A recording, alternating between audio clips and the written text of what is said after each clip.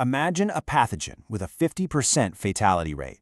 Now, imagine it just silently hiding in your body for up to 8 entire weeks before you show even a single symptom. I mean, it sounds like something straight out of a sci-fi thriller, right? Well, it's not. It is a very real, very terrifying reality. Today, we're digging deep into the 2026 hantavirus anomaly. Look at that number. 50%. I really want to pause on that for a second right out of the gate, because for specific strains of this virus, particularly the ones we see in the Americas, the fatality rate climbs to an absolute statistical nightmare of up to 50%.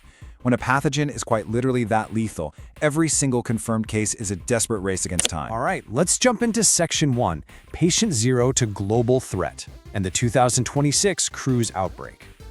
To truly grasp the scale of this threat, we have to look at what happened on the MV Hondius cruise ship. Just look at the raw data from this voyage. 3 deaths, 5 confirmed cases, 4 suspected, and they are already scattered across 6 different countries. This is exactly how fast a tiny isolated cluster transforms into a global crisis. In our era of modern travel, numbers like this spread like a digital virus across a server. But here's where it gets absolutely wild. Look at the ratio here. You might glance at this and think, okay, well, it's only 5 confirmed cases, no big deal, right? But look at those suspected cases. In the epidemiology world, these are massive, highly dangerous open loops. These are people potentially carrying an 8-week ticking time bomb, and we just don't know it yet. You know, trying to mentally model how those branching statistics and global probabilities play out is essentially a massive, high-stakes math problem. And if you want to build the kind of analytical thinking to actually decode global data like this, you should absolutely check out Mathix. It teaches math in this incredibly fun, practical, and well-structured way.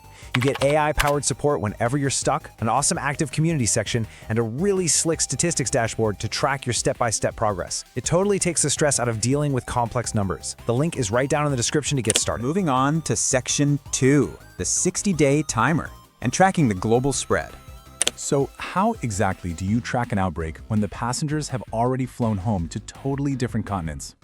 This timeline we're looking at is exactly what keeps international health officials awake at night. The incubation period. Minimum is 1 week, the average is 4 weeks, and the maximum is 8 long weeks.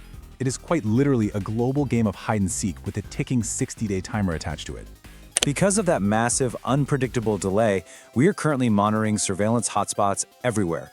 South Africa has 2 confirmed cases, the Netherlands has 2, the UK is actively forcing a 45-day post-arrival isolation, over in the US, 17 people are currently quarantined in Nebraska, Singapore is enforcing a strict 30-day quarantine. It is just a completely scattered logistical nightmare. Now you might be wondering, what exactly are all these different countries bracing for? Well, geography actually dictates the strain. New World Hantaviruses, which are found in the Americas, attack the lungs and cause Hantavirus Pulmonary Syndrome. That is the one with the terrifying fatality rate we talked about. Old World strains over in Europe and Asia act differently. They attack the kidneys, causing Hemorrhagic Fever with Renal Syndrome. Which brings us to Section 3, the biological culprit and the silent rodent threat. Okay, let's back up a second. How on earth did a lethal virus even board a luxury cruise ship in the first place? Well, it comes down to this. Hantavirus is zoonotic. That means it naturally infects animals, specifically rodents, but it can jump to humans. And honestly, the wildest part about this? The rodents are just reservoirs. They carry it around, they spread it everywhere, but they never actually get sick themselves. They're completely asymptomatic. So how does it actually make the jump from a tiny mouse to a human? It's almost never from a bite. No, it is an invisible dust cloud. The virus lives inside rodent droppings, urine, and saliva.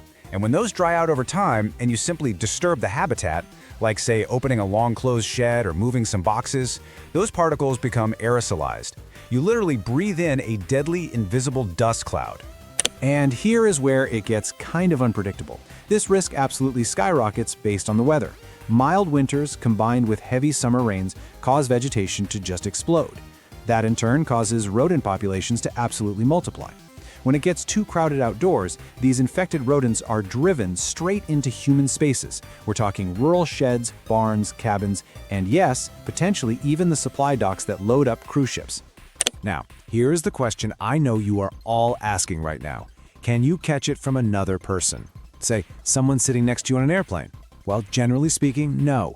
Human-to-human transmission is exceedingly rare. It actually has been documented with one specific strain, the Andes virus down in South America. But even then, it requires very close, very prolonged contact. All right, let's talk solutions. Section 4, the survival protocol, and how to actually stay safe. So, how do you actually survive this if the worst happens? First, we kind of have to face a really stark medical reality here. There is no specific treatment. There is no cure. There is no vaccine. If you contract the pulmonary syndrome, your only way to fight it is immediate ICU intervention and oxygen therapy. Getting an early diagnosis is literally your only lifeline. Because there is no magic pill, prevention is absolutely everything. If you are ever cleaning out a potential rodent habitat, you need to follow these exact steps. Step 1. Open all the doors and windows and let it air out for at least 30 minutes. Step 2. Soak absolutely everything in a 1 to 10 bleach solution. And Step 3, and this is incredibly vital, do not forget this, never dry sweep or vacuum. Using a regular broom instantly throws that deadly dried virus right up into the air you are breathing. Just don't do it. Which leaves us with a fascinating and, frankly, slightly terrifying thought experiment. Knowing what you know now about how this spreads and considering that massive 8-week incubation timer, if a confirmed case of an airborne, long incubation virus actually landed in your city tomorrow, how would you actually prepare? I really want you to drop your survival and preparation plans down in the comments below. Let's get a real discussion going on this. If you found this explainer as mind-blowing to learn about as I did to put together, please hit that subscribe button for the Zero Facts channel, and definitely give this explainer a like. It really helps support what we do so we can keep bringing you these deep dives. Stay curious, stay safe out there, and I will see you in the next one.